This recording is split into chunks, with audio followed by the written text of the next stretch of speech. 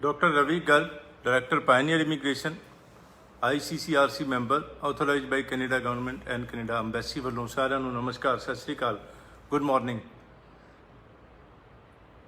ਚੰਗੀ ਖਬਰ ਤੋਂ ਸ਼ੁਰੂ ਕਰਦੇ ਹਾਂ। ਕੈਨੇਡਾ ਅਪਡੇਟਸ, VFS ਖੁੱਲ੍ਹ ਗਏ ਨੇ ਔਰ ਬਾਇਓਮੈਟ੍ਰਿਕਸ ਸਟਾਰਟ ਹੋ ਗਏ ਨੇ, ਲੇਕਿਨ ਸਿਰਫ ਸਟੂਡੈਂਟਸ ਵਾਸਤੇ, ਇੰਟਰਨੈਸ਼ਨਲ ਸਟੂਡੈਂਟਸ ਵਾਸਤੇ।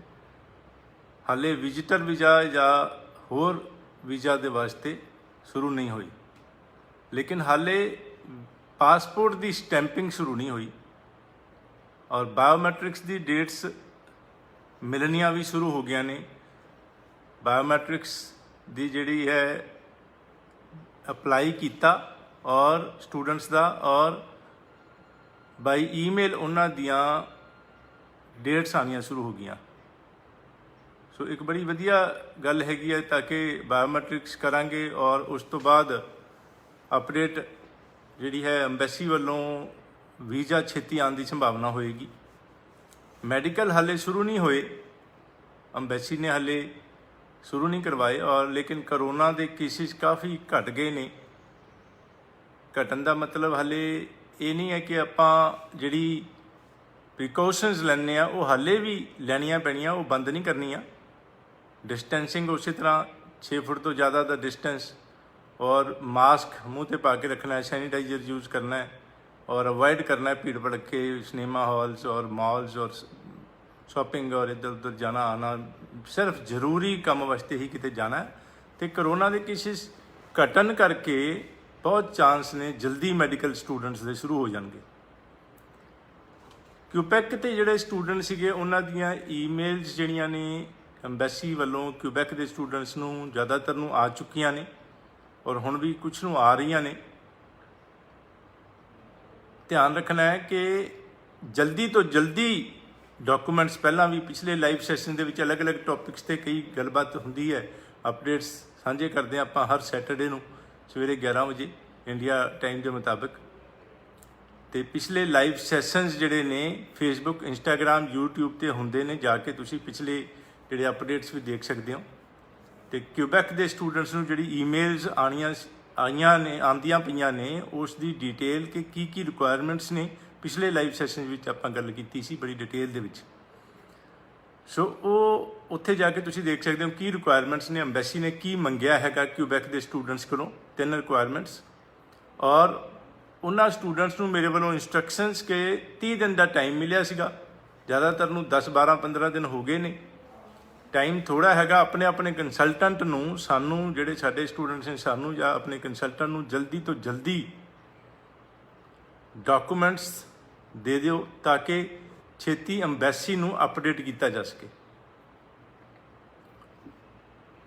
ਔਰ ਤਾਂ ਕਿ ਉਹਨਾਂ ਦੇ ਰਿਜ਼ਲਟਸ ਵੀ ਛੇਤੀ ਆਉਣ। ਇੱਕ ਧਿਆਨ ਰੱਖਣਾ ਹੈ ਕਿ ਕਿਊਬੈਕ ਦੇ ਸਟੂਡੈਂਟਸ ਦੇ ਬੜੇ ਸਾਰੇ ਸਟੂਡੈਂਟਸ ਦੇ ਕੁਐਸਚਨ ਹੈਗੇ ਕਿ ਫੰਡਸ ਮੰਗੇ ਨੇ, ਦਿਖਾਉਣ ਨੂੰ ਕਿਹਾ ਹੈਗਾ ਅੰਬੈਸੀ ਨੇ। 6 ਮਹੀਨੇ ਪੁਰਾਣੇ ਹੋਣ ਤਾਂ ਜ਼ਿਆਦਾ ਵਧੀਆ ਹੈਗਾ, 6 ਮਹੀਨੇ ਪੁਰਾਣੇ ਮੰਗੇ ਨੇ ਅੰਬੈਸੀ ਨੇ ਫੰਡਸ ਬੈਂਕ ਦੇ ਵਿੱਚ, ਸੇਵਿੰਗ ਜਾਂ ਫਿਕਸਡ ਡਿਪੋਜ਼ਿਟ ਵਗੈਰਾ।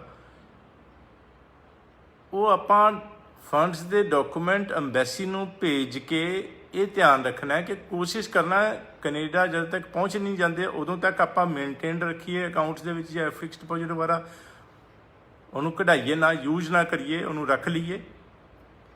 ਅਦਰਵਾਈਜ਼ ਐਟਲੀਸਟ ਜਦੋਂ ਤੱਕ ਵੀਜ਼ਾ ਨਹੀਂ ਆ ਜਾਂਦਾ, ਜਦੋਂ ਤੱਕ ਤੁਹਾਡਾ ਰਿਜ਼ਲਟ ਨਹੀਂ ਆ ਜਾਂਦਾ, ਉਦੋਂ ਤੱਕ ਉਹਨਾਂ ਫੰਡਸ ਨੂੰ ਛੇੜਨਾ ਨਹੀਂ ਹੈ, ਯੂਜ਼ ਨਹੀਂ ਕਰਨਾ, ਕਢਵਾਉਣਾ ਨਹੀਂ ਹੈ ਬੈਂਕ ਤੋਂ। ਇਸ ਗੱਲ ਦਾ ਖਿਆਲ ਰੱਖਣਾ। ਸਤੰਬਰ ਵਾਸਤੇ ਹੁਣ ਵੀ ਐਡਮਿਸ਼ਨਸ ਕੁਛ ਕਾਲਜਿਸ ਦੇ ਵਿੱਚ ਚਲਦੀਆਂ ਪਈਆਂ ਨੇ। ਜਿਨ੍ਹਾਂ ਨੇ ਸਤੰਬਰ ਵਾਸਤੇ ਅਪਲਾਈ ਕਰਨਾ ਹੈ, ਅਗਰ ਉਹਨਾਂ ਦੇ ਕੋਰਸਿਸ, ਰੈਲੇਵੈਂਟ ਕੋਰਸਿਸ ਅਵੇਲੇਬਲ ਹੋਣਗੇ, ਆਪਾਂ ਅਪਲਾਈ ਕਰ ਸਕਦੇ ਹਾਂ, ਲੇਕਿਨ ਛੇਤੀ ਕਰਨਾ ਪੈਣਾ। ਪੇਮੈਂਟ ਤੁਹਾਡੀ ਰੈਡੀ ਹੋਣੀ ਚਾਹੀਦੀ ਹੈਗੀ ਹੈ। ਫੀਸ ਵਾਸਤੇ, ਕਾਲਜ ਨੂੰ ਫੀਸ ਦੇਣ ਵਾਸਤੇ, GIC ਪੇ ਕਰਨ ਵਾਸਤੇ ਜਲਦੀ ਆਪਾਂ GIC ਦੀ ਅਕਾਊਂਟ ਖੋਲ੍ਹ ਕੇ ਨਾਲ ਦੀ ਨਾਲ ਫੀਸ ਜਿਹੜੀ GIC ਦੀ ਜਿਹੜੀ ਪੇਮੈਂਟ ਜਮ੍ਹਾਂ ਕਰਾ ਦੇਣੀ ਹੈਗੀ ਹੈ। ਕਾਲਜ ਨੂੰ ਅਪਲਾਈ ਕਰਾਂਗੇ, ਨਾਲ ਦੀ ਨਾਲ ਆਫਰ ਲੈਟਰ ਜਿਹੜੀ ਆਏਗੀ ਜਲਦੀ ਤੋਂ ਫੀਸ ਜਮ੍ਹਾਂ ਕਰਾਉਣੀ ਹੈਗੀ ਹੈ ਕਾਲਜ ਦੀ, ਔਰ ਬੈਂਕ ਦੀ ਜਿਹੜੀ ਫੀਸ ਰਸੀਦ ਹੁੰਦੀ ਹੈ TT ਡਿਟੇਲ, ਉਸ ਦੇ ਨਾਲ ਹੀ ਅੰਬੈਸੀ ਦੇ ਵਿੱਚ ਫਾਈਲ ਲਗਾ ਦੇਣੀ ਆਪਾਂ। ਕਾਲਜ ਤੋਂ ਫੀਸ ਰਸੀਦ ਆਉਣ ਦਾ, ਜਿਹੜਾ ਫੀਸ ਰਿਸੀਪਟ ਆਉਣ ਦਾ ਵੇਟ ਨਹੀਂ ਕਰਨਾ। ਸੋ ਟਾਈਮ ਵੇਸਟ ਨਹੀਂ ਕਰਨਾ, ਸਤੰਬਰ ਵਾਸਤੇ ਜਲਦੀ ਆਪਾਂ ਫਾਈਲ ਲਗਾ ਦੇਣੀ ਹੈਗੀ। ਜਨਵਰੀ ਵਾਸਤੇ ਵੀ ਐਡਮਿਸ਼ਨਸ ਆਲਰੇਡੀ ਚੱਲਦੀਆਂ ਪਈਆਂ ਨੇ, ਔਰ ਤੁਹਾਡਾ ਰੈਲੇਵੈਂਟ ਪ੍ਰੋਗਰਾਮ ਕਿੱਥੇ ਜਾਣਾ ਚਾਹੁੰਦੇ ਹੋ, ਤੁਹਾਡਾ ਰੈਲੇਵੈਂਟ ਪ੍ਰੋਗਰਾਮ ਕਿੱਥੇ ਅਵੇਲੇਬਲ ਹੈਗਾ, PR ਜਿੱਥੇ ਸੌਖੀ ਹੈਗੀ ਆ ਪੜ੍ਹ ਕੇ ਉੱਥੇ, ਜਾਂ ਫੀਸ ਘੱਟ ਵਾਲੇ ਕਾਲਜਿਸ, ਜਾਂ ਤੁਹਾਡੇ ਰਿਲੇਟਿਵ ਫਰੈਂਡਸ ਜਿੱਥੇ ਰਹਿੰਦੇ ਨੇ ਉੱਥੇ ਜਾਣਾ ਚਾਹੁੰਦੇ ਹੋ, ਜੋ ਵੀ ਤੁਸੀਂ ਹੈ ਤੁਹਾਡੀ ਜਿਹੜੀ ਚੁਆਇਸ ਜਾਂ ਪ੍ਰੈਫਰੈਂਸ, ਉਸ ਦੇ ਮੁਤਾਬਿਕ ਸਾਡੀ ਸਾਰੀ ਜਿਹੜੀ ਡਿਟੇਲਡ ਸੀਟਸ ਜਿਹੜੀਆਂ ਨੇ, ਜਿਹੜੀ ਬਣੀ ਹੋਈ ਹੈ ਇਨਫੋਰਮੇਸ਼ਨ ਸੀਟ, ਉਸ ਤੋਂ ਦੇਖ ਕੇ ਆਪਾਂ ਤੁਹਾਡੀ ਐਲੀਜੀਬਿਲਿਟੀ ਨੂੰ ਦੇਖ ਕੇ ਬੈਂਡਸ ਕਿੰਨੇ ਨੇ, ਤੁਹਾਡੇ ਮਾਰਕਸ ਕਿੰਨੇ ਨੇ, ਗੈਪ ਕਿੰਨਾ ਹੈਗਾ, ਰੈਲੇਵੈਂਟ ਪ੍ਰੋਗਰਾਮ ਜਿਹੜਾ ਕਿ ਵੀਜ਼ਾ ਵਾਸਤੇ ਵੀ ਚੰਗਾ ਹੋਵੇ ਔਰ ਅੱਗੇ ਕੈਰੀਅਰ ਪ੍ਰੋਸਪੈਕਟਸ ਦੇ ਨਾਲ ਵੀ ਚੰਗਾ ਹੋਵੇ। ਔਰ ख़ास ਤੌਰ 'ਤੇ ਅਗਰ ਅਫੋਰਡੇਬਿਲਿਟੀ ਘੱਟ ਹੈ ਤੁਹਾਡੀ, ਘੱਟ ਖਰਚਾ ਕਰਨਾ ਚਾਹੁੰਦੇ ਹੋ, ਜ਼ਿਆਦਾਤਰ ਕਾਲਜਿਸ ਦੀ 2 ਸਾਲ ਦੀ ਫੀਸ ਤਕਰੀਬਨ $32,000, 4-4 ਮਹੀਨੇ ਦੇ 4 ਸਮੈਸਟਰ, ਇੱਕ ਸਮੈਸਟਰ ਦੀ ਫੀਸ ਤਕਰੀਬਨ $8,000 ਔਰ 4 ਸਮੈਸਟਰਸ 2 ਸਾਲ ਦੇ ਜਿਹੜੇ ਕੋਰਸ ਦੇ ਵਿੱਚ ਹੁੰਦੇ ਨੇ ਉਸ ਦੀ $32,000 ਫੀਸ, ਔਰ ਤਕਰੀਬਨ ਕੋਈ 62 ਰੁਪੀਜ਼ ਦਾ ਜਿਹੜਾ ਹੈ ਕਨਵਰਜ਼ਨ ਰੇਟ ਚੱਲਦਾ ਪਿਆ, ਇੱਕ ਕੈਨੇਡੀਅਨ ਡਾਲਰ ਜਿਹੜਾ 61-62 ਰੁਪਏ, ਉਸ ਦੇ ਨਾਲ ਮਲਟੀਪਲਾਈ ਕਰਨਾ ਪਏਗਾ। 1 ਸਾਲ ਦੀ ਫੀਸ ਆਪਾਂ ਜਮ੍ਹਾਂ ਕਰਾ ਦੇਣੀ ਚਾਹੀਦੀ ਹੈ, ਮਤਲਬ ਕਿ 2 ਸਮੈਸਟਰ ਮਤਲਬ ਕਿ $16,000, ਤਕਰੀਬਨ ਕੋਈ 9.5-10 ਲੱਖ ਦੇ ਕਰੀਬ ਬਣੇਗਾ। ਔਰ GIC ਜਿਹੜਾ ਹੈਗਾ ਦੇਣਾ ਹੈਗਾ $10,000, ਜਿਹੜਾ ਮਤਲਬ ਕਿ 6.25 ਲੱਖ ਰੁਪਏ ਦੇ ਕਰੀਬ, 6 ਤੋਂ 6.25 ਦੇ ਵਿੱਚ, ਜਿਹੜਾ ਕਿ ਉੱਥੇ ਜਾ ਕੇ ਹੌਲੀ ਹੌਲੀ 1 ਸਾਲ ਦੇ ਅੰਦਰ ਹੌਲੀ ਹੌਲੀ ਸਟੂਡੈਂਟਸ ਨੂੰ ਵਾਪਸ ਮਿਲ ਜਾਏਗਾ।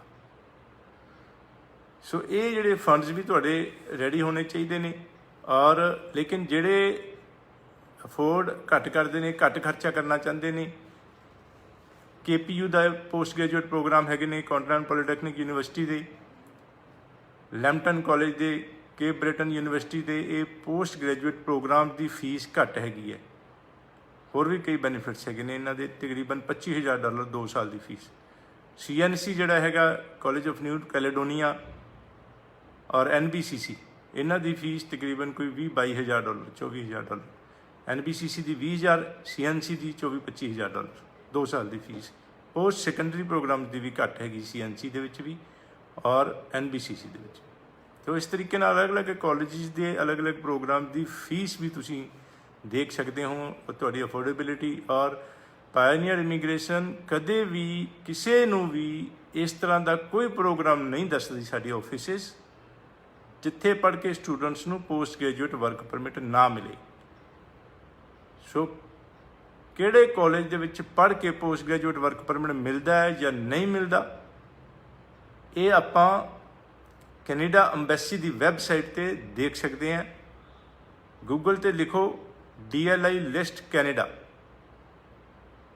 ਤੇ ਐਂਟਰ ਕਰਾਂਗੇ ਤੇ ਆਪਾਂ ਨੂੰ ਉਹ ਪੇਜ ਖੁੱਲ੍ਹ ਜਾਏਗਾ ਜਿਹੜਾ canada.ca ਜਾਂ ਕੈਨੇਡਾ ਅੰਬੈਸੀ ਦੀ ਵੈਬਸਾਈਟ 'ਤੇ, ਜਿੱਥੇ ਪ੍ਰੋਵਿੰਸ ਦਾ ਨਾਮ ਪਾ ਕੇ, ਜਿਹੜੀ ਪ੍ਰੋਵਿੰਸ ਦੇ ਵਿੱਚ ਤੁਸੀਂ ਦੇਖਣਾ ਚਾਹੁੰਦੇ ਹੋ ਪ੍ਰੋਵਿੰਸ ਦਾ ਨਾਮ ਪਾਉਣਾ ਹੈਗਾ, ਔਰ ਕਾਲਜ ਦਾ ਨਾਮ ਜਿਹੜਾ ਤੁਸੀਂ ਜੇ ਪਤਾ ਹੈਗਾ ਕਾਲਜ ਦਾ ਨਾਮ ਉੱਥੇ ਸਰਚ ਬਾਕਸ ਵਿੱਚ ਪਾ ਕੇ ਦੇਖ ਸਕਦੇ ਹੋ, ਨਹੀਂ ਤਾਂ ਲਿਸਟ ਸਾਰੇ ਕਾਲਜਿਸ ਦੀ ਆ ਜਾਏਗੀ, ਉਸ ਦੇ ਵਿੱਚੋਂ ਲੱਭਣਾ ਪਏਗਾ ਕਾਲਜ ਦਾ ਨਾਮ ਤੁਹਾਨੂੰ। ਔਰ ਰਾਈਟ ਸਾਈਡ 'ਤੇ ਉਸ ਦੇ ਵਿੱਚ ਲਿਖਿਆ ਪੋਸਟ ਗ੍ਰੈਜੂਏਟ ਵਰਕ ਪਰਮਿਟ ਮਿਲੇਗਾ ਯੈਸ, ਨਹੀਂ ਮਿਲੇਗਾ ਤਾਂ ਨੋ। ਤੇ ਬੜੇ ਸਾਰੇ ਕੰਸਲਟੈਂਟ ਕਈ ਕਾਰਨਾਂ ਕਰਕੇ ਇਸ ਤਰ੍ਹਾਂ ਦੇ ਕਾਲਜਿਸ ਦੱਸ ਦਿੰਦੇ ਨੇ ਜਿੱਥੇ ਵਰਕ ਪਰਮਿਟ ਪੜ੍ਹ ਕੇ ਨਹੀਂ ਮਿਲਣਾ। ਸੋ ਉਹ ਸਟੂਡੈਂਟਸ ਨੂੰ ਬਹੁਤ ਜ਼ਿਆਦਾ ਦਿੱਕਤ ਹੋਏਗੀ ਤੇ ਫੀਸ ਭਰ ਕੇ ਉੱਥੇ ਜਾਵਾਂਗੇ ਔਰ ਪੜ੍ਹ ਕੇ ਵਰਕ ਪਰਮਿਟ ਨਹੀਂ ਮਿਲਣਾ ਤਾਂ PR ਵੀ ਨਹੀਂ ਹੋਣੀ। ਸੋ ਉੱਥੇ ਜਾ ਕੇ ਚੇਂਜ ਕਰਨ ਦੀ ਗੱਲ ਕਰੀਏ ਤਾਂ ਬੜੇ ਡਿਫਿਕਲਟ ਹੁੰਦੇ ਨੇ, ਇਸ ਤਰ੍ਹਾਂ ਸੌਖਾ ਨਹੀਂ ਹੈਗਾ, ਔਰ ਜਿੰਨੀ ਫੀਸ ਭਰੋਗੇ ਉਹ ਤਕਰੀਬਨ ਖਤਮ ਹੋ ਜਾਏਗੀ ਤੁਹਾਡੀ।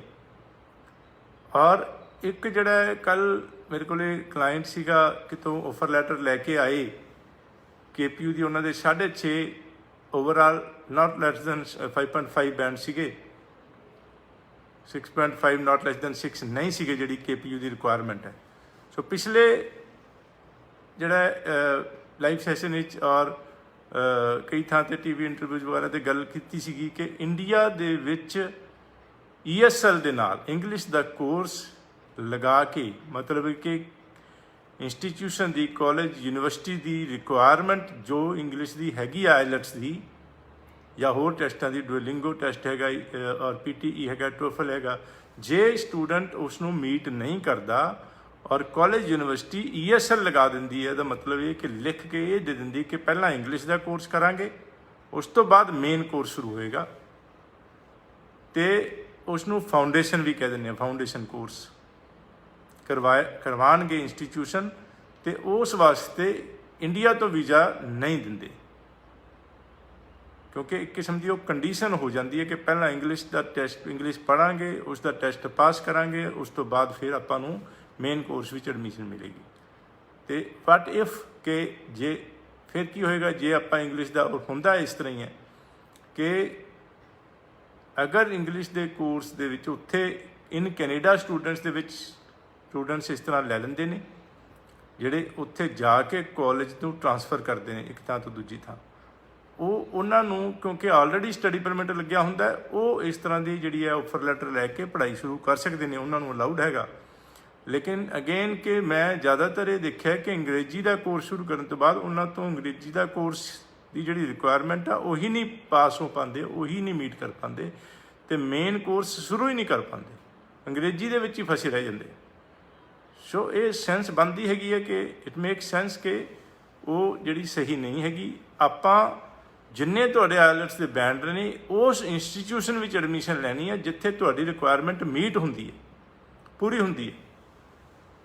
ਫੋਰ ਐਗਜ਼ਾਮਪਲ ਕਿ ਜੇ 6.5 ਨੋਟ ਲੈਸ ਦੈਨ 5.5 ਇਨ 1 ਮੋਡਿਊਲ ਜਿਹੜੇ ਹੈਗੇ, ਜਿਸ ਤਰ੍ਹਾਂ ਮੈਂ ਕੇਸ ਦੱਸਿਆ, ਮੇਰੇ ਕੋਲ KPU ਦੀ ਆਫਰ ਲੈਟਰ ਲੈ ਕੇ ਆਏ ਸੀ, ਵੀਜ਼ਾ ਚਾਂਸਿਸ ਬਹੁਤ ਲੋ ਹੋਣਗੇ, ਅਤੇ ਉਹਨਾਂ ਵਾਸਤੇ ਹੋਰ ਕਾਲਜਾਂ ਵਿੱਚ ਜਿਹੜੀ ਹੈਗੀ ਨਹੀਂ, ਬੜੇ ਸਾਰੇ ਹੋਰ ਕਾਲਜਿਸ ਦੇ ਵਿੱਚ ਹੈਗੀ ਆਪਸ਼ਨਸ ਹੈਗੀਆਂ ਨੇ। ਫੋਰ ਐਗਜ਼ਾਮਪਲ ਸੂ ਕਾਲਜ ਹੈਗਾ, CNC ਹੈਗਾ, MITT Manitoba institute of trade and technology ਹੈਗਾ, NBCC ਹੈਗਾ, ਅਤੇ ਹੋਰ ਬੜੇ ਸਾਰੇ ਜਿਹੜੇ ਨੇ, ਲੋਇਲਿਸਟ ਕਾਲਜ ਟੋਰੰਟੋ ਦੇ ਵਿੱਚ ਹੈਗਾ, ਕੋਨੈਸਟੋਗਾ ਕਾਲਜ, ਕਿਚਨਰ ਵਾਟਰਲੂ ਦੇ ਵਿੱਚ ਹੈਗਾ, ਨਿਆਗਰਾ ਕਾਲਜ ਹੈਗਾ, ਬੜੇ ਸਾਰੇ ਇਸ ਤਰ੍ਹਾਂ ਦੇ ਆਪਸ਼ਨਸ ਹੈਗੇ ਨੇ ਜਿਹੜੇ ਕਿ 5.5 ਇਨ 1 ਮੋਡਿਊਲ ਲੈ ਲੈਂਦੇ ਨੇ ਐਡਮਿਸ਼ਨ, ਉਹਨਾਂ ਦੀ ਰਿਕੁਆਇਰਮੈਂਟ ਦੇ ਵਿੱਚ ਉਹਨਾਂ ਦੀ ਪੂਰੀ ਹੁੰਦੀ ਹੈਗੀ ਹੈ 5.5 ਦੇ ਨਾਲ ਆਈਲੈਟਸ ਇੱਕ ਮੋਡਿਊਲ ਦੇ ਵਿੱਚ। ਔਰ ਬੜੇ ਸਾਰੇ ਕਾਲਜਿਸ ਨੇ ਜਿਹੜੇ 6.5 ਨੋਟ ਲੈਸ ਦੈਨ 6, ਜਿਸ ਤਰ੍ਹਾਂ KPU ਹੈਗਾ, ਕੈਪੀਲੈਨੋ ਯੂਨੀਵਰਸਿਟੀ ਹੈਗੀ ਹੈ, ਹੋਰ ਬੜੇ ਸਾਰੇ ਇੰਸਟੀਟਿਊਸ਼ਨ ਹੈਗੇ ਨੇ ਜਿਹੜੇ ਕਿ ਫਿਰ ਘੱਟ ਨਹੀਂ ਲੈਂਦੇ, ਜਿਨ੍ਹਾਂ ਦੀ ਰਿਕੁਆਇਰਮੈਂਟ 6.5 ਨੋਟ ਲੈਸ ਦੈਨ 6 ਜਾਂ 6 ਈਚ ਹੈਗੀ ਹੈ। ਸੋ ਇਹ ਸਾਰੀਆਂ ਚੀਜ਼ਾਂ ਨੂੰ ਦੇਖ ਕੇ, ਔਰ ਆਫ ਕੋਰਸ ਜਿਹੜਾ ਤੁਹਾਡਾ ਮਾਰਕਸ ਕਿੰਨੇ ਨੇ ਔਰ ਤੁਹਾਡੇ ਇੰਡੀਵਿਜੂਅਲ ਕਿਹੜੇ ਸਬਜੈਕਟ ਵਿੱਚ ਕਿਹੜੇ ਮਾਰਕਸ ਨੇ, ਕਿੰਨੇ ਮਾਰਕਸ ਨੇ, ਉਸ ਦੇ ਮੁਤਾਬਕ ਆਪਾਂ ਕੋਰਸਿਸ ਚੂਜ਼ ਕਰਕੇ ਆਪਾਂ ਵੀਜ਼ਾ ਲਗਵਾਵਾਂਗੇ, ਅਪਲਾਈ ਕਰਵਾਵਾਂਗੇ। ਸੋ ਜਨਵਰੀ ਇਨਟੇਕ ਵਾਸਤੇ ਵੀ ਐਡਮਿਸ਼ਨਸ ਜਿਹੜੀਆਂ ਪਹਿਲਾਂ ਤੋਂ ਹੀ ਸ਼ੁਰੂ ਹੋ ਚੁੱਕੀਆਂ ਨੇ, ਬੜੇ ਸਾਰੇ ਕਾਲਜਿਸ ਵਿੱਚ ਬੜੇ ਸਾਰੇ ਕੋਰਸਿਸ ਫੁੱਲ ਹੋ ਗਏ ਨੇ ਆਲਰੇਡੀ, ਜਲਦੀ ਅਪਲਾਈ ਕਰਨਾ ਚਾਹੀਦਾ। ਹਮੇਸ਼ਾ ਇੱਕ ਹੋਰ ਧਿਆਨ ਰੱਖਣਾ ਹੈ ਕਿ 2-3 ਕਾਲਜਿਸ ਵਿੱਚ ਅਪਲਾਈ ਜ਼ਰੂਰ ਕਰਨਾ ਹੈ, ਤਾਂ ਕਿ ਇੱਕ ਤੋਂ ਆਫਰ ਲੈਟਰ ਨਾ ਆਵੇ ਅਤੇ ਦੂਜੇ ਦੇ ਵਿੱਚ, ਜਾਂ ਦੂਜੇ ਤੋਂ ਵੀ ਨਾ ਆਵੇ ਅਤੇ ਤੀਜੇ ਦੇ ਵਿੱਚ। ਸਾਨੂੰ ਪਤਾ ਹੁੰਦਾ ਕਿ ਕਿਸ ਕਾਲਜ ਤੋਂ ਕਿੰਨੇ ਚਾਂਸਿਸ ਨੇ ਆਉਣ ਦੇ, ਕੁਛ ਆਈਡੀਆ ਹੁੰਦਾ ਥੋੜ੍ਹਾ ਜਿਹਾ, ਕਿ ਪੱਕੀ ਗਰੰਟੀ ਨਹੀਂ ਹੁੰਦੀ। ਸੋ 2 ਕਾਲਜਾਂ ਵਿੱਚ ਘੱਟੋ ਘੱਟ ਅਪਲਾਈ ਕਰਨਾ ਹੈਗਾ, ਤਾਂ ਕਿ ਆਪਾਂ ਇੱਕ ਕਾਲਜ ਤੋਂ ਆਫਰ ਲੈਟਰ ਨਾ ਆਵੇ ਅਤੇ ਆਪਣਾ ਇਹ ਨਾ ਕੰਮ ਵਿਗੜ ਜੇ ਤਾਂ ਫਿਰ ਵੇਟ ਕਰਨਾ ਪਊਗਾ, ਫਿਰ ਦੁਬਾਰਾ ਮਹੀਨੇ ਬਾਅਦ 15 ਦਿਨ ਬਾਅਦ ਜਦੋਂ ਉਹਨੂੰ ਨਾ ਹੋ ਕੇ ਆਏਗੀ ਇੱਕ ਕਾਲਜ ਤੋਂ ਦੂਜੇ ਕਾਲਜ ਵਿੱਚ ਅਪਲਾਈ ਕਰਾਂਗੇ, ਆਲਰੇਡੀ ਹੋਰ ਲੇਟ ਹੋ ਚੁੱਕਿਆ ਹੋਏਗਾ, ਸੋ ਦਿੱਕਤ ਆਏਗੀ। ਮੈਡੀਕਲ ਵੀ ਕਲੋਜ਼ਡ ਨੇ ਹਾਲੇ, ਜਿਸ ਤਰ੍ਹਾਂ ਮੈਂ ਦੱਸਿਆ ਛੇਤੀ ਸ਼ੁਰੂ ਹੋਣ ਦੀ ਸੰਭਾਵਨਾ ਹੈਗੀ ਹੈ। ਪੇਪਰ ਬੇਸਡ ਆਈਲੈਟਸ ਦੇ ਟੈਸਟ ਜਿਹੜੇ ਨੇ ਉਹਦੀਆਂ ਡੇਟਸ ਮਿਲਦੀਆਂ ਪਈਆਂ ਨੇ, ਅਤੇ ਲੈ ਕੇ ਆਪਣੀ ਜਿਹੜੀ ਤਿਆਰੀ ਵਾਸਤੇ ਆਈਲੈਟਸ ਇੰਸਟੀਟਿਊਸ਼ਨਸ ਜ਼ਿਆਦਾਤਰ ਥਾਂ 'ਤੇ ਹਾਲੇ ਨਹੀਂ ਖੁੱਲ੍ਹੇ ਨੇ, ਅਤੇ ਅਵੋਇਡ ਵੀ ਕਰਨਾ ਚਾਹੀਦਾ ਹਾਲੇ ਔਨਲਾਈਨ ਕੋਚਿੰਗ। ਆਪਣੇ ਆਪ ਜਾਂ ਤਾਂ ਤਿਆਰੀ ਕਰ ਲਓ ਜਾਂ ਔਨਲਾਈਨ ਕੋਚਿੰਗ ਲੈ ਕੇ ਤੁਸੀਂ ਤਿਆਰੀ ਕਰ ਲਓ, ਔਰ ਟੈਸਟ ਡੇਟ ਜਿਹੜੀ ਹੈ ਲੈ ਕੇ ਆਪਣਾ ਟੈਸਟ ਦੇ ਲਓ। ਔਰ ਜੇ ਤੁਹਾਡੇ ਰਿਜ਼ਲਟ ਆ ਚੁੱਕਿਆ ਹੈ ਜਾਂ ਆਈਲੈਟਸ ਤੁਹਾਡਾ ਹੈ, ਇੱਕ ਚੀਜ਼ ਹੈਗੀ ਹੈ, ਅਤੇ conditional admission, conditional offer letter ਵੀ ਅਪਲਾਈ ਕਰ ਸਕਦੇ ਹਾਂ ਕਈ ਕਾਲਜਿਸ ਦੇ ਵਿੱਚ।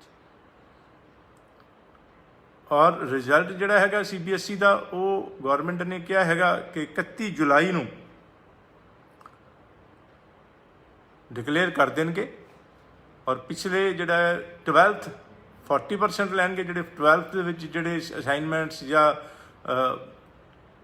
ਹੋਮ ਟੈਸਟ ਜਾਂ ਸਕੂਲ ਵਗੈਰਾ ਤੋਂ ਜਿਹੜੇ ਟੈਸਟ ਲਿੱਤੇ ਗਏ ਨੇ, ਅਸਾਈਨਮੈਂਟਸ ਲਿੱਤੀਆਂ, ਕੁਇਜ਼ ਵਗੈਰਾ ਲਿੱਤੇ ਗਏ ਨੇ, ਉਹਨਾਂ ਵਿੱਚ ਜਿੰਨੇ ਵੀ ਮਾਰਕਸ ਆਏ ਸੀਗੇ ਉਹ ਜਿਹੜਾ ਟੋਟਲ ਮਾਰਕਸ ਦਾ 40% ਉਹ ਕੰਟਰੀਬਿਊਟ ਕਰਨਗੇ, 10th 30% ਔਰ 11th 30%। ਇਸ ਤਰੀਕੇ ਨਾਲ ਪਿਛਲੇ 3 ਸਾਲ ਦੇ ਤੁਹਾਡੇ ਮਾਰਕਸ ਨੂੰ ਦੇਖ ਕੇ ਉਸ ਦੀ ਐਵਰੇਜ ਹਿਸਾਬ ਕਿਤਾਬ ਲਾ ਕੇ 31 ਜੁਲਾਈ ਨੂੰ ਰਿਜ਼ਲਟ ਡਿਕਲੇਅਰ ਕਰ ਦਿੱਤਾ ਜਾਏਗਾ, ਜਿਹੜੀ ਕਿ ਚੰਗੀ ਗੱਲ ਹੈ। ਐਗਜ਼ਾਮਸ ਤਾਂ ਨਹੀਂ ਹੋਏ ਲੇਕਿਨ ਰਿਜ਼ਲਟ ਆ ਗਿਆ, ਇਸ ਵਿੱਚ ਕਈਆਂ ਨੂੰ ਨੁਕਸਾਨ ਹੋਏਗਾ, ਕਈਆਂ ਨੂੰ ਫਾਇਦਾ ਹੋਏਗਾ। ਅਤੇ ਜਿਨ੍ਹਾਂ ਦੇ ਪਹਿਲਾਂ ਰਿਜ਼ਲਟਸ ਜਿਹੜੇ ਚੰਗੇ ਰਹੇ ਨੇ 10th ਦੇ 11th ਦੇ ਬੜੇ ਅੱਛੇ ਮਾਰਕਸ ਨੇ, ਉਹਨਾਂ ਨੂੰ ਫਾਇਦਾ ਹੋਏਗਾ। ਅਤੇ ਆਈਲੈਟਸ ਜਿਹੜੀ ਹੈ ਤੁਸੀਂ ਛੇਤੀ ਕਰਕੇ, ਤਾਂ ਕਿ ਆਪਾਂ ਫਿਰ ਅੱਗੇ ਐਡਮਿਸ਼ਨ ਦਾ ਪ੍ਰੋਸੈਸ ਸ਼ੁਰੂ ਕਰ ਸਕੀਏ। ਆਫਿਸਿਸ ਸਾਰੇ ਖੁੱਲ੍ਹ ਚੁੱਕੇ ਨੇ ਔਰ ਬੈਟਰ ਹੁਣ ਵੀ ਹੈਗਾ ਕਿ ਫੋਨ 'ਤੇ ਜ਼ਿਆਦਾਤਰ ਗੱਲਬਾਤ ਕਰ ਲਈਏ, ਵੀਡੀਓ ਕਾਲ ਦੇ ਜ਼ਰੀਏ ਮੀਟਿੰਗ ਕਰਕੇ ਕਾਉਂਸਲਰਸ ਨਾਲ, ਮੈਨੇਜਰ ਨਾਲ ਗੱਲਬਾਤ, ਸਾਰੀ ਇਨਫੋਰਮੇਸ਼ਨ ਲੈ ਲਓ। ਡਾਕੂਮੈਂਟਸ ਈਮੇਲ ਵਗੈਰਾ ਦੇ ਜ਼ਰੀਏ ਭੇਜ ਸਕਦੇ ਹੋ ਤਾਂ ਵਧੀਆ ਗੱਲ ਹੈ। ਜੇ ਨਹੀਂ ਭੇਜ ਸਕਦੇ, ਪਰਸਨਲੀ ਜ਼ਰੂਰੀ ਮਿਲਣਾ ਚਾਹੁੰਦੇ ਹੋ ਜਾਂ ਡਾਕੂਮੈਂਟਸ ਦੇਣ ਵਾਸਤੇ, ਫਿਰ ਹੀ ਆਫਿਸ ਜਾਓ ਔਰ ਆਫਿਸ ਦੇ ਵਿੱਚ ਜਾ ਕੇ ਤੁਸੀਂ ਕਾਉਂਸਲਰ, ਮੈਨੇਜਰ ਨਾਲ ਚੰਗੀ ਤਰ੍ਹਾਂ ਗੱਲਬਾਤ ਕਰ ਸਕਦੇ ਹੋ।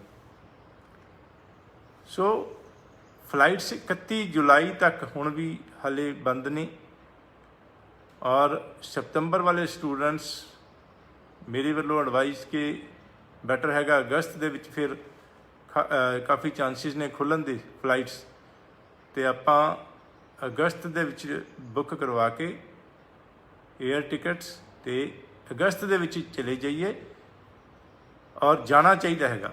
ਔਰ ਸਤੰਬਰ ਦੇ ਵਾਸਤੇ ਚੰਗੀ ਖਬਰ ਇਹ ਕਿ ਜ਼ਿਆਦਾਤਰ ਇੰਸਟੀਟਿਊਸ਼ਨਸ ਇਹ ਕਹਿ ਰਹੇ ਨੇ, ਖਾਸ ਤੌਰ 'ਤੇ BC ਦੇ, ਬ੍ਰਿਟਿਸ਼ ਕੋਲੰਬੀਆ ਦੇ ਜਿੰਨੇ ਵੀ ਇੰਸਟੀਟਿਊਸ਼ਨ ਨੇ, ਉਹਨਾਂ ਵੱਲੋਂ ਪੂਰਾ ਇਸ ਗੱਲ ਦਾ ਕੋਸ਼ਿਸ਼ ਹੈਗੀ ਹੈ ਕਿ ਸਤੰਬਰ ਇਨਟੇਕ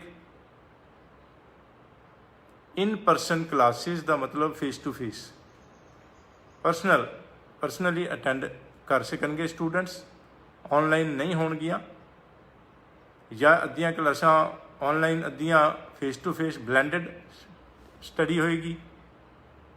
ਅਤੇ ਉਹ ਜ਼ਿਆਦਾਤਰ ਸਟੂਡੈਂਟਸ ਨੂੰ ਚਲੇ ਜਾਣਾ ਚਾਹੀਦਾ ਜਦੋਂ ਵੀ ਮੌਕਾ ਮਿਲੇ। ਔਰ ਪੁਰਾਣੇ ਵੀ ਸਟੂਡੈਂਟ ਜਿਹੜੇ ਆਨਲਾਈਨ ਕਲਾਸਿਸ ਲਾ ਰਹੇ ਨੇ, 1 ਸਮੈਸਟਰ ਕਰ ਲਿਆ, 2 ਸਮੈਸਟਰ ਕਰ ਲਏ, 3 ਸਮੈਸਟਰ ਕਰ ਲਏ, ਉਹਨਾਂ ਨੂੰ ਹੁਣ ਜਿੱਦਾਂ ਹੀ ਫਲਾਈਟਸ ਖੁੱਲ੍ਹਣ ਕੈਨੇਡਾ ਦੇ ਵਿੱਚ ਚਲੇ ਜਾਣਾ ਚਾਹੀਦਾ ਹੈਗਾ। ਕਿਸੇ ਵੀ ਤਰ੍ਹਾਂ ਦੀ ਇਸ ਤਰ੍ਹਾਂ ਦੀ ਜਿਹੜੀ ਲੇਟੈਸਟ ਇਨਫੋਰਮੇਸ਼ਨ ਵਾਸਤੇ ਸਾਡੇ ਆਫਿਸਿਸ ਨਾਲ ਗੱਲਬਾਤ ਕਰ ਸਕਦੇ ਹੋ, ਗਾਈਡੈਂਸ ਲੈ ਸਕਦੇ ਹੋ।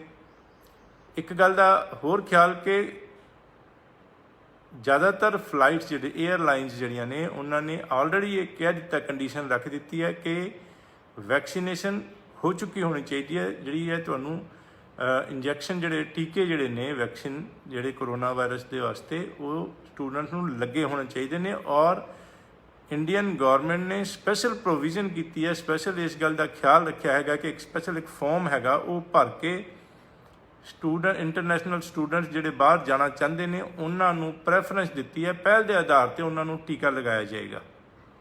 ਅਤੇ ਜ਼ਰੂਰ ਲਗਾ ਲੈਣਾ ਚਾਹੀਦਾ ਹੈਗਾ। ਬਾਕੀ ਉਹਨੂੰ ਵੀ ਤੁਹਾਡੇ ਪਰਿਵਾਰ ਵਾਲਿਆਂ ਨੂੰ, ਜਿਹੜੇ ਇਸ ਵਕਤ ਗੌਰਮੈਂਟ ਨੇ 18 ਸਾਲ ਤੋਂ ਉੱਪਰ ਦੇ ਸਾਰਿਆਂ ਨੂੰ ਟੀਕੇ ਲਗਾ ਰਹੇ ਨੇ ਗੌਰਮੈਂਟ, ਔਰ ਜ਼ਰੂਰ ਲਗਾਉਣਾ ਚਾਹੀਦਾ। ਅਲੱਗ-ਅਲੱਗ ਤਰ੍ਹਾਂ ਦੀ ਭਰਮ ਜਿਹੜੇ ਨੇ, ਗਲਤਫਹਿਮੀਆਂ ਨੇ ਕਿ ਕੋਈ ਨੁਕਸਾਨ ਨਾ ਹੋ ਜਾਏ, ਸਿਹਤ ਨੂੰ ਖਰਾਬੀ ਨਾ ਹੋ ਜਾਏ, ਡੈਥ ਨਾ ਹੋ ਜਾਏ, ਜਾਂ ਜਾਨ ਦਾ ਨੁਕਸਾਨ ਹੋਏ, ਜਾਂ ਕੋਈ ਹੋਰ ਤਕਲੀਫ ਆਏ, ਕੋਈ ਐਸੀ ਗੱਲ ਨਹੀਂ ਹੈਗੀ। ਕਰੋੜਾਂ ਲੋਕਾਂ ਨੇ ਇੰਡੀਆ ਦੇ ਵਿੱਚ ਵੀ ਔਰ ਇੰਡੀਆ ਤੋਂ ਬਾਹਰ ਵੀ, ਇੰਟਰਨੈਸ਼ਨਲੀ ਵਰਲਡ ਦੇ ਵਿੱਚ ਟੀਕੇ ਨੂੰ ਲਗਵਾਇਆ ਹੈਗਾ।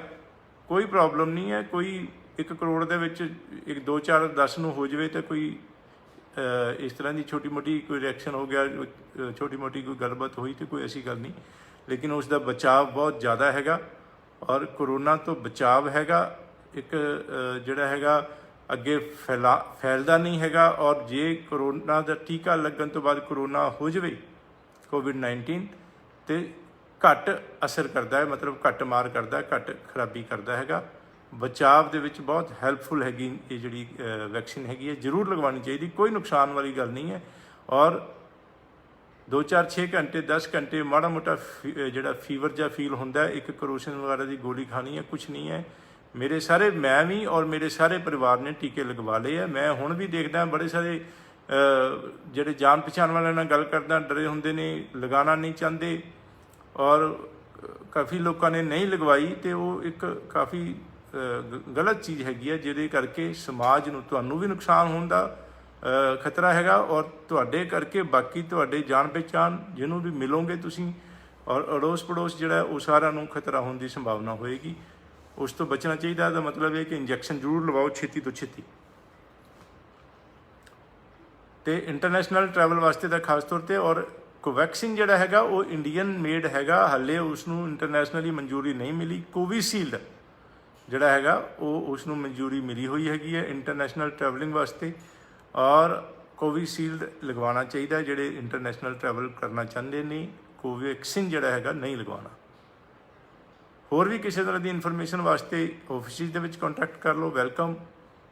ਔਰ ਮੈਂ ਫਿਲਹਾਲ ਤਾਂ ਵੀਡੀਓ ਕਾਲ ਦੇ ਜ਼ਰੀਏ ਗੱਲਬਾਤ ਕਰਦਾ ਪਿਆ ਹੈਗਾ, ਮਿਲਦਾ ਪਿਆ ਹੈਗਾ। ਛੇਤੀ ਹੀ ਮੈਂ ਪਰਸਨਲੀ ਵੀ ਮਿਲਣਾ ਸ਼ੁਰੂ ਕਰ ਦੂੰਗਾ। ਫਿਲਹਾਲ ਜਿਹੜਾ ਦੇਖੋ, ਇੱਕ ਚੀਜ਼ ਇਹ ਹੈਗੀ ਹੈ ਕਿ 4 ਲੱਖ ਦੇ ਕਰੀਬ ਮਈ ਦੇ ਵਿੱਚ ਕੇਸਿਸ ਜਦੋਂ ਪੀਕ 'ਤੇ ਸੀਗਾ, ਤਕਰੀਬਨ 4 ਲੱਖ ਕੇਸਿਸ ਪਰ ਡੇ ਨਵੇਂ ਆਉਂਦੇ ਪਏ ਸੀ, ਜਿਹੜੇ ਕਿ ਇਸ ਵਕਤ ਅਬਾਊਟ 60-65 ਹਜ਼ਾਰ ਕੇਸਿਸ ਪਰ ਡੇ ਆ ਰਹੇ ਨੇ, ਘੱਟ ਗਏ ਨੇ ਕਾਫੀ। ਆਪਣੇ ਸਾਰਿਆਂ ਦੇ ਐਫਰਟ ਦੇ ਨਾਲ, ਕੋਸ਼ਿਸ਼ ਦੇ ਨਾਲ ਹੀ ਇਹ ਘਟਿਆ ਹੈਗਾ, ਔਰ ਹੋਰ ਘਟੇਗਾ, ਖਤਮ ਹੋਏਗਾ ਕਰੋਨਾ। ਉਸ ਦੇ ਵਿੱਚ ਇਹ ਕਿ ਮਿਲਣਾ ਜੁਲਣਾ ਘੱਟ ਤੋਂ ਘੱਟ। ਹੁਣ ਵੀ ਮੈਨੂੰ ਫੋਨ ਆਉਂਦੇ ਨੇ ਕਿ ਸਰ ਪਰਸਨਲੀ ਮਿਲਣਾ ਹੈ, ਬਹੁਤ ਜ਼ਿਆਦਾ ਇਸ ਗੱਲ 'ਤੇ ਇਨਸਿਸਟ ਕੀਤਾ ਜਾਂਦਾ ਹੈ, ਜ਼ੋਰ ਦਿੱਤਾ ਜਾਂਦਾ ਹੈ, ਜ਼ਰੂਰ ਮਿਲਣਾ ਸਰ, ਪਰਸਨਲੀ ਮਿਲਣਾ। ਅਤੇ ਜਦੋਂ ਆਪਾਂ ਜਿਨ੍ਹਾਂ ਨੂੰ ਇਹ ਮੇਰੇ ਨਾਲ ਸਿੱਧੀ ਗੱਲਬਾਤ ਹੋ ਸਕਦੀ ਹੈ, ਜਿਨ੍ਹਾਂ ਦੀ ਫੋਨ 'ਤੇ ਹੋ ਜਾਂਦੀ ਹੈ ਜਾਂ ਵੀਡੀਓ ਕਾਲ ਦੇ ਜ਼ਰੀਏ ਫੇਸ ਟੂ ਫੇਸ, ਜਿਸ ਤਰ੍ਹਾਂ ਆਮਣੇ ਸਾਹਮਣੇ face to face video call 'ਤੇ ਹੋ ਜਾਂਦੀ ਹੈ ਗੱਲਬਾਤ, ਸਾਰੀ ਇਨਫੋਰਮੇਸ਼ਨ ਸ਼ੇਅਰ ਕਰ ਸਕਦੇ ਹਾਂ, ਕੁਐਸਚਨ ਆਨਸਰ ਗੱਲਬਾਤ ਸਲਾਹ ਮਸ਼ਵਰਾ ਕਰ ਸਕਦੇ ਹਾਂ। ਅਤੇ ਫਿਰ ਆਪਾਂ ਨੂੰ ਮਿਲਣਾ ਜਿਹੜਾ ਹੈ ਅਵੋਇਡ ਕਰਨਾ ਚਾਹੀਦਾ, ਇੱਕ ਆਦਤ ਬਣਾ ਲੈਣੀ ਚਾਹੀਦੀ ਹੈ ਫਿਲਹਾਲ, ਜਦ ਤੱਕ ਕਰੋਨਾ ਜੜ ਤੋਂ ਖਤਮ ਨਹੀਂ ਹੁੰਦਾ, ਕਿ ਜਿੱਥੇ ਬਹੁਤ ਜ਼ਿਆਦਾ ਜ਼ਰੂਰੀ ਨਹੀਂ ਹੈਗਾ ਤੇ ਅਵੋਇਡ ਕਰਨਾ।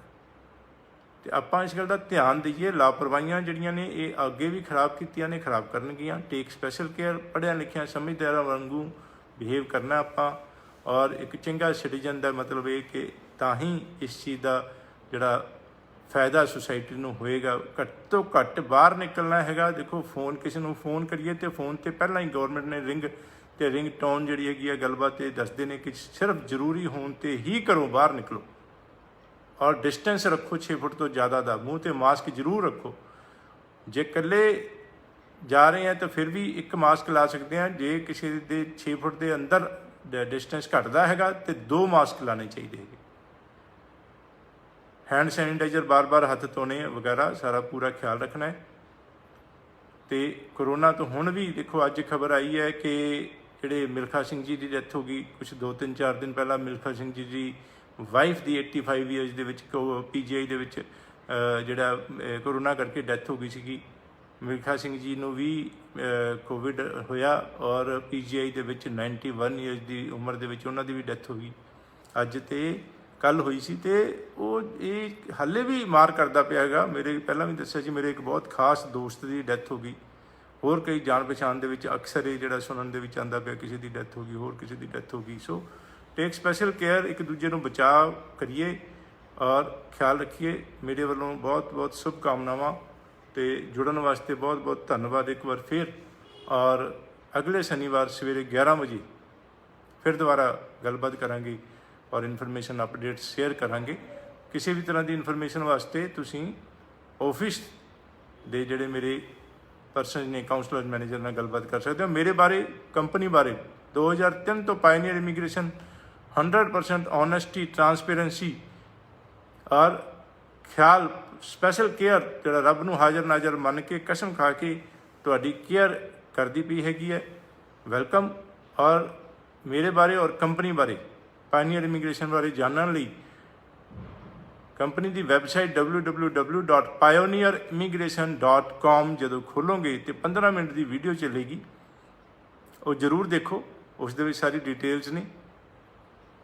और ICCRC मैंबरस ही लीगली ऑथोराइज ने कैनेडा गवर्नमेंट कैनेडा अंबैसी तो।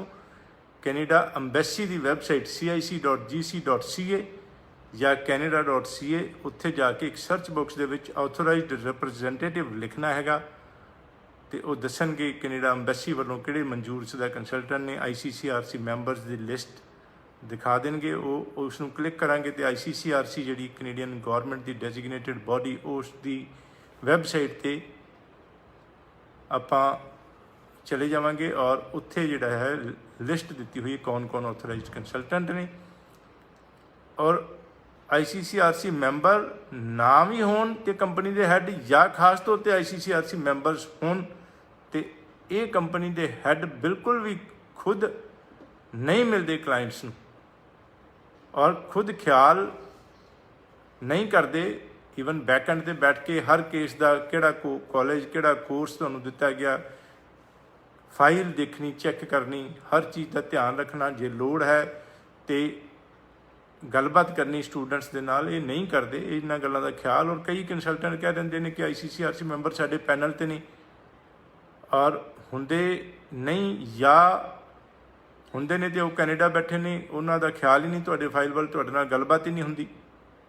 कई कह रहे हैं कि असी ICCRC मैंबर के एजेंट हैगे हैं, बड़े सारे टैसट पास करके और कैनेडा के PR या सिटीजन होना जरूरी हैगा ICCRC मैंबर बनने वास्ते। और इमीग्रेशन लॉ के प्रोग्राम पास करके IELTS अकैडमिक के 7 बैंड ईच हुण कर दिते ने, लिसनिंग 8 और बाकी 7 ईच। और उस तो बाद जिहड़ा लाइसेंसिंग एग्जाम पास करके असी ICCRC मैंबर बनते हैं। सो ये अपना कंसलटेंट ध्यान नाल चूज़ करना हैगा। और खास तौर पर कैनेडा गवर्नमेंट ने बहुत जगह पर लिखा होया, थां ते लिखा है और दसते हैं कि सिर्फ ICCRC मैंबरस ही लीगली ऑथोराइज ने और ICCRC मैंबरस नूं ही चुनना चाहिए हैगा। और ताकि असीं जिहड़ा हैगा कैनेडा सरकार कैनेडा गवर्नमेंट कैनेडा अंबैसी नूं जिहड़ी है असीं जवाबदार हैगे हैं और केयर हुंदी है स्पैशल। फ्रॉड तो बचन लई अपने अकाउंट तो सीधे कॉलेज नूं और GIC के पैसे कैनेडियन बैंक नूं ट्रांसफर करने, किसी भी कंसलटेंट नूं कैश चैक ड्राफ्ट या बैंक राहीं ट्रांसफर नहीं करने। और तुहाडी फाइल लगन तो पहला तुहानूं जरूर चैक कर लेनी चाहिए है किहड़े डॉक्यूमेंट्स लगते पे ने किहड़े नहीं लगते पे ने। और फाइल के नाल एक ऑथोराइज्ड रिप्रजेंटेटिव दा फॉर्म IMM 5476 वो भी लगदा, उस दे विच तुहाडे जिहड़े रिप्रजेंटेटिव दा ICCRC मैंबरशिप नंबर भी पूछा गया हैगा। सो पूरा अपना ख्याल रख के और जागरूक होके ध्यान रख के अपनी फाइल अंबैसी विच लगानी हैगी है, क्योंकि ये तुहाडे भविख का सवाल है, फ्यूचर का सवाल है। अगले शनिवार नूं दोबारा गलबात करांगे होर कई टॉपिक्स के उपर। पिछले लाइव सैशनस तुसीं देख सकते हो, काफ़ी होर टॉपिक्स के उपर। सत श्री अकाल, नमस्कार।